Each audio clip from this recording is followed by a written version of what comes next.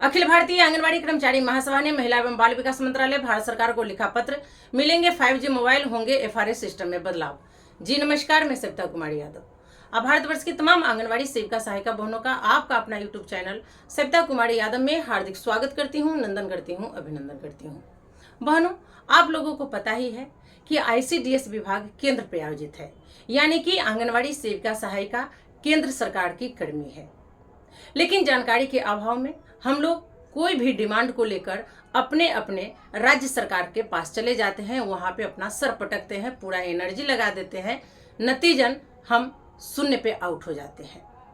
इसी को लेकर अखिल भारतीय आंगनबाड़ी कर्मचारी महासभा के राष्ट्रीय अध्यक्ष माननीय गुलाब सिंह जी ने हर स्टेट के लीडरों को ये आदेश दिए हैं कि आप लोग राज्य सरकार से पत्राचार कर चुके हैं, जबकि सही मायने में हर कार्य का अगर विरोध करना है या समर्थन करना है तो आपको महिला एवं बाल विकास मंत्रालय भारत सरकार पीएमओ इंडिया को लिखित रूप में सूचना देनी होगी, क्योंकि आप केंद्र प्रायोजित है, केंद्र की कर्मी है। स्टेट अपने तरफ से जो आपको दे दे वो अलग है, लेकिन मेन जो भी कार्य का निष्पादन होगा या मानदेय बढ़ोतरी होगी वो आपका केंद्र ही करेगा। तो अखिल भारतीय आंगनबाड़ी कर्मचारी महासभा के राष्ट्रीय अध्यक्ष माननीय गुलाब सिंह जी की आह्वान पे हम सभी स्टेट के लीडर महिला एवं बाल विकास मंत्रालय भारत सरकार को लिखे हैं पत्र, जिसमें नया 5G मोबाइल, रिचार्ज, आंगनबाड़ी सेविकाओं को प्रशिक्षण और एफआरएस सिस्टम में बदलाव को लेकर दिया गया है पॉइंट। अब पत्र का इंतजार है, क्या उस पत्र का जवाब आता है, मैं आप लोगों को इसकी सूचना दूंगी। इससे पहले अखिल भारतीय आंगनबाड़ी कर्मचारी महासभा ने महिला एवं बाल विकास मंत्रालय भारत सरकार को क्या लिखी है, मैं वो पत्र आप लोगों को पढ़कर सुनाने जा रही हूँ। आप लोग ध्यान से एक एक बिंदु को सुनेंगे।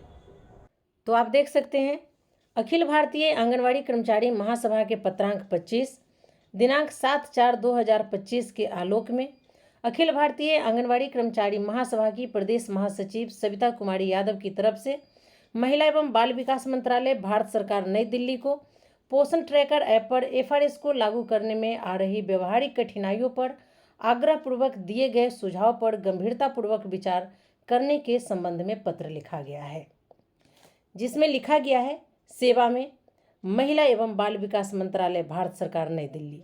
विषय, पोषण ट्रैकर ऐप पर एफआरएस को लागू करने में आ रही व्यवहारिक कठिनाइयों पर आग्रहपूर्वक दिए गए सुझाव पर गंभीरतापूर्वक विचार करने के संबंध में। प्रसंग, अखिल भारतीय आंगनबाड़ी कर्मचारी महासभा के पत्रांक 44 दिनांक 25/12/2024, पत्रांक 13 दिनांक 16/3/2025। महाशय, निवेदन पूर्वक कहना है कि भवदीय के पत्रांक FQ number PAY 147/2020 CPMU part 1 E 90364 दिनांक 6/3/2025 एवं आईसीडीएस निदेशालय के पत्रांक 1952 दिनांक 10/3/2025 के आलोक में बिना पर्याप्त संसाधन या अन्य समस्याओं को निराकरण किए बिना ही पोषण ट्रैकर ऐप पर फेस ऑथेंटिकेशन मॉड्यूल पर कार्य करने हेतु आंगनबाड़ी सेविकाओं पर लगातार दबाव बनाया जा रहा है। भवदीय, आपको अवगत कराना है कि पूर्व में भी इस संदर्भ में आईसीडीएस निदेशक महोदय को कई बार प्रासंगिक पत्र के माध्यम से व्यवहारिक समस्याओं से अवगत कराया गया है कि आंगनबाड़ी के अधिकांश लाभुक गरीब मजदूर परिवार से ताल्लुकात रखते हैं। गरीबी के कारण लाभुक परिवार की महिलाएं भी मजदूरी करने और खेतों में काम करने के लिए घर से बाहर चली जाती हैं, तो कुछ महिलाएं सामाजिक और पारंपरिक रिवाजों के कारण घर से बाहर भी नहीं निकलती हैं। ऐसी स्थिति में उनके परिवार के नज़दीकी सदस्य आंगनबाड़ी केंद्र पर आकर THR घर को ले जाते हैं। फेस ऑथेंटिकेशन मॉड्यूल लागू होने से 100% THR वितरण हो पाना संभव नहीं दिख रहा है।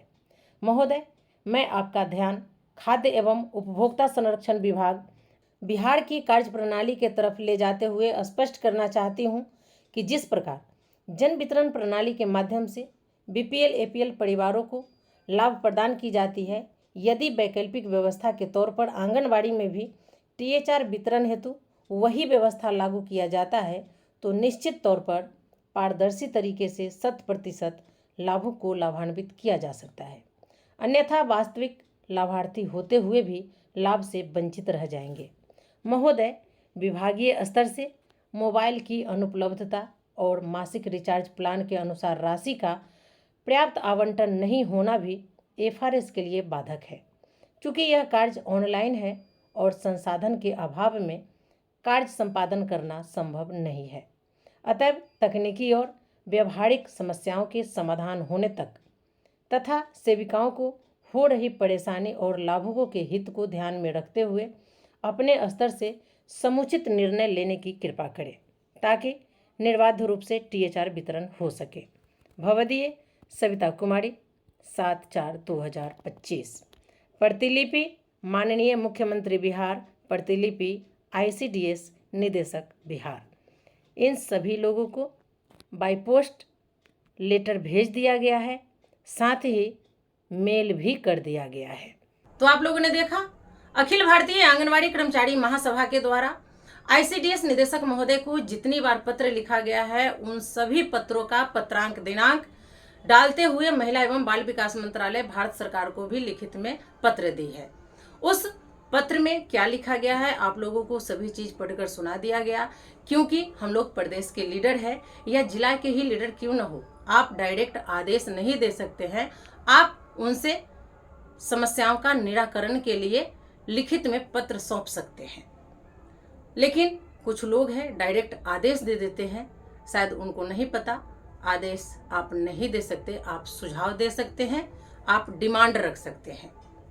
खैर, सबकी अपनी अपनी सोच है, अपनी अपनी राय विचार है।